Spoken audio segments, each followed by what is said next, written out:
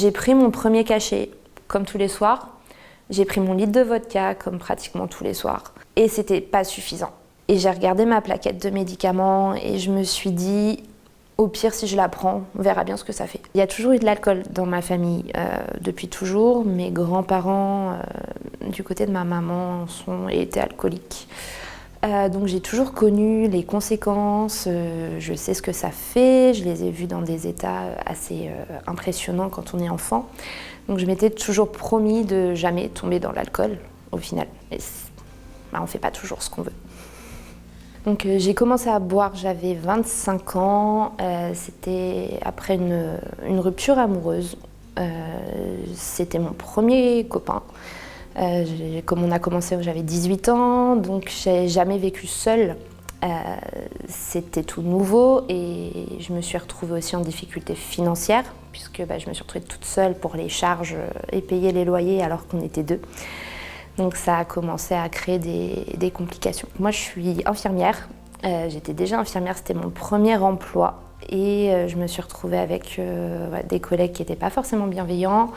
Il y a eu du harcèlement moral, donc ça a commencé à être très compliqué d'aller travailler. Je rentrais du travail, j'étais fatiguée, je faisais des journées de 12 heures et je découvrais les factures que je ne pouvais pas forcément payer, l'appartement qui était calme, qui était silencieux, qui était vide. Souvent, je finissais sur mon canapé à pleurer, à tomber de fatigue, avec un moral vraiment à zéro. Pour rompre la solitude, en fait. J'ai multiplié les sorties, les soirées, les apéritifs chez les amis. Au fur et à mesure, les soirées, c'est bien, mais tout le monde n'est pas disponible. Donc, on finit par boire à la maison, souvent après les journées difficiles. C'était jamais quelque chose de très fort dans les débuts.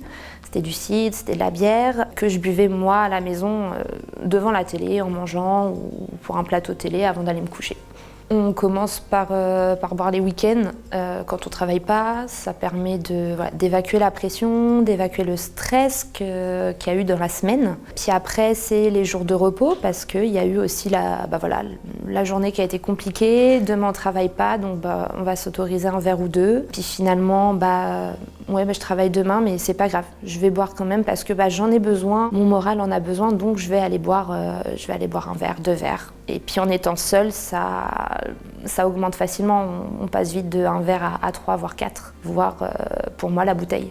Mais au bout d'un moment, ça fait plus assez effet, donc on va passer à l'alcool au-dessus. Moi, je suis passée du cidre à la vodka du jour au lendemain. C'est arrivé au point que la vodka, c'est devenu mon aliment principal. Je sortais du travail, j'allais directement au supermarché acheter la bouteille. Il y avait pratiquement plus de nourriture. Au fur et à mesure, sur le ticket de caisse, on voyait que vodka et on va dire un paquet de chips, histoire de passer à la caisse sans juste une bouteille. Parce qu'on a quand même un minimum conscience que juste acheter de l'alcool, c'est forcément mal vu. Ce qui était un verre pour se détendre en mangeant devant la télévision, ça a fini par être la bouteille devant la télévision et sans manger. Il y a des matins où je me réveillais en me disant « Ah tiens, hier soir, c'était une soirée normale, j'ai pas bu, c'est bien, c'est cool ». Et où je me levais en voyant, en fait si, il y avait la bouteille de vodka sur la table qui était moitié aux 3/4 vide, où c'était devenu un réflexe. Je ne buvais jamais avant d'aller au travail, mais c'est arrivé que j'aille au travail sans avoir éliminé de la veille, avec des vertiges, avec des nausées, avec un mal de crâne pas possible. L'alcool, ça permet d'oublier. On se sent léger, on se sent apaisé, parce qu'en fait, on oublie facilement les problèmes. Moi, personnellement, je rigole à des choses qui me feraient pas spécialement rire. Donc le monde est plus doux. J'ai appris à me contrôler devant les autres. Parce que, toujours, l'alcool, c'est tabou, c'est quelque chose qu'on fait, qu'on prend, mais dont on parle pas forcément. Et donc, je limitais la consommation quand je voyais mes amis, quand j'étais en soirée. J'étais jamais complètement hors HS. J'étais toujours capable de rentrer chez moi. Donc en fait, les amis, à part voir que je passais une soirée comme tout le monde à m'amuser et à boire un peu, c'est tout ce qu'elles savaient. Personne ne savait qu'en rentrant, j'avais une autre bouteille qui m'attendait. Il y a eu un soir où la vodka, ça n'a pas suffi. J'avais toujours conscience de mes problèmes. J'étais pas dans ce monde rose avec les éléphants où tout est beau, tout est joli. Et j'ai appelé un ami en lui disant que ça allait pas, que j'avais bu, que voilà, chose que je ne fais jamais, puisque là, il a vraiment fallu que je lui dise que je venais de boire une bouteille de vodka entière. Il m'a dit que ça allait pas, qu'il fallait que je me fasse aider, et du coup, m'a conseillé d'aller à l'hôpital. Donc je suis allée à l'hôpital. Je suis allée aux urgences en ayant bu ma bouteille de vodka et en prenant le volant. Je suis arrivée aux urgences, on m'a posé plein de questions où j'ai répondu mais j'ai jamais parlé d'alcool. J'ai parlé de mes problèmes, du harcèlement, j'ai parlé de ce que je ressentais, de mes difficultés. Donc on m'a parlé de déprime. Voilà, on m'a dit que j'étais déprimée et que ce qui m'arrivait c'était normal d'avoir un coup de mou. Donc on m'a juste donné des traitements voilà, pour arrêter d'angoisser et pour me reposer. On m'a donné un arrêt de travail suite au harcèlement et je suis rentrée chez moi. Le problème c'est que ce qu'ils ne savaient pas c'est qu'avec l'alcool, il y a eu des conséquences derrière. J'ai pris les traitements comme on m'avait dit. Donc le matin, voilà, j'avais toujours avec la boule au ventre mais un peu moins. Le soir, je retrouvais ma bouteille mais je retrouvais mes traitements. Donc forcément double effet. Ah bah là la vie elle était belle, elle était calme, elle était zen. Hein. Il n'y avait plus rien qui existait à part la bouteille et la télé que je regardais même pas au final. J'ai essayé de juste prendre le traitement la première journée.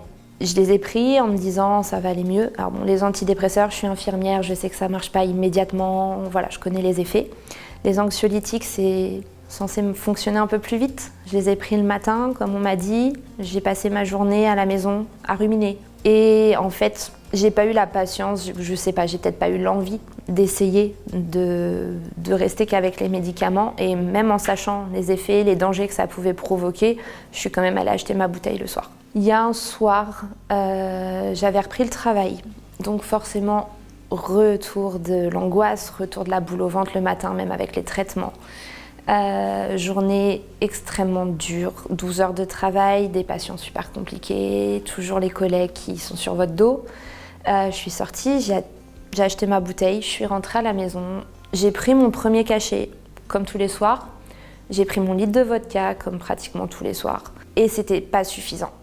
La reprise avait été trop compliquée, j'étais pas en état de supporter tout ce qui s'était passé. Et j'ai regardé ma plaquette de médicaments et je me suis dit, au pire si je la prends, on verra bien ce que ça fait. Je vais prendre tout et puis on verra. Soit je me réveille, soit je me réveille pas, mais au moins je serai tranquille. Et j'ai eu quand même ce déclic d'appeler l'ami que j'avais appelé la première fois. Juste on a discuté et j'ai voulu faire comme s'il y avait rien. Comme si j'avais juste bu, mais que j'avais pas spécialement envie d'autre chose. Et il a posé des questions, il a creusé, et je suis arrivée à lui dire « Non, mais là, j'ai les médicaments, je vais les prendre. Il me reste un verre pour finir la bouteille. Banco, on verra ce qui se passe. » Il m'a dit qu'il allait appeler mes proches parce que ça l'inquiétait, pour qu'ils agissent, pour qu'ils fassent quelque chose. Et ça a été le déclic, mais pas dans le bon sens. Ça a été le déclic dans le sens où je voulais pas que ma famille le sache. Et je lui ai dit « Non, surtout pas, tu les appelles pas. » Ça m'a angoissée. Encore plus. Mais il m'a dit, soit tu vas à l'hôpital, soit j'appelle ta famille. Et j'ai préféré aller affronter les médecins que affronter mes parents. Donc j'ai pris la voiture avec mon litre de vodka encore. Et cette fois avec les traitements en plus. Les escaliers, j'ai eu du mal à les descendre. Je suis arrivée dans la voiture, l'hôpital n'était pas très loin. Donc j'ai réussi à conduire jusque-là et j'ai mis tout le monde en danger. Et j'ai été accueillie par les mêmes médecins qui m'avaient reçue un mois avant. Quand je leur ai dit que ça faisait presque 4 mois, 5 mois que je buvais 1 litre de vodka par jour, ça a été le branle-bas de combat. On m'a dit mais là vous repartez pas, là vous restez, on vous garde, là c'est plus une déprime, là c'est de la dépression et vous avez des problèmes d'alcool, vous êtes alcoolique. Là c'est un électrochoc parce que même, on va pas se mentir, on en a conscience hein, qu'on boit trop, que ça se fait pas, que c'est pas comme ça. Mais d'entendre le mot et que ce soit un professionnel qui le dise, moi ça a été une délivrance. Je me suis sentie écoutée en fait, alors que je n'en parlais à personne, je ne pouvais pas être écoutée. Je suis restée à l'hôpital 3 jours. Donc ça a été 3 jours où ça a été violent pour moi psychologiquement puisque j'étais pas chez moi, j'avais pas ma bouteille et malgré tout elle me manquait. Je me prenais en plein visage tout ce que j'essayais d'oublier depuis des mois. On m'a autorisée à sortir au bout de 3 jours à condition que j'ai quelqu'un qui me surveille. qui soit là en cas de besoin, qui puisse être là si j'ai besoin de replonger. Du coup, je me suis tournée vers mon frère. Il a mis en place une espèce de planning, voilà, on s'est organisé entre nous pour que soit il y ait du monde à la maison avec moi le soir, soit que je sois au téléphone avec quelqu'un pour être sûre que je replongeais pas. Et j'avais du coup tout ce qui est en fait psychiatre qui s'assurait que en gros je prenais bien mes traitements. Et c'est ça en fait, c'est d'être entourée qui fait qu'on s'en sort un peu plus facilement en tout cas. J'ai mis au moins un bon mois et demi, 2 mois avant de plus avoir cette envie d'alcool.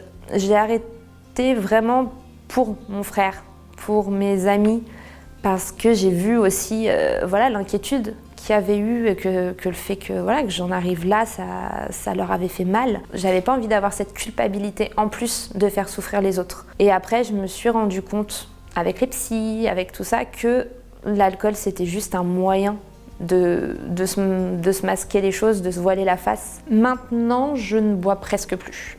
Je peux, et c'est pas donné à tout le monde, je peux boire un verre de temps en temps pour un anniversaire, mais ça s'arrête là. Par contre, à la maison, il n'y a plus d'alcool. En général, je dis maintenant à mes amis que je suis une ex-alcoolique, mais on n'est jamais ex-alcoolique. C'est un combat de tous les jours et ça serait le combat d'une vie, puisqu'on est toujours en train de lutter contre l'envie, contre la tentation. Tout ça, ça a permis, en fait, moi, ça m'a permis de comprendre que l'alcool, pendant un moment, on oublie les problèmes, on oublie la douleur, on oublie tout ce qu'on a à côté, tout ce qu'on essaie d'éviter, de ne pas affronter. Plus on les cache, plus ils s'amplifient et plus le réveil est compliqué et plus on a envie de boire. C'est un cercle qui est destructeur.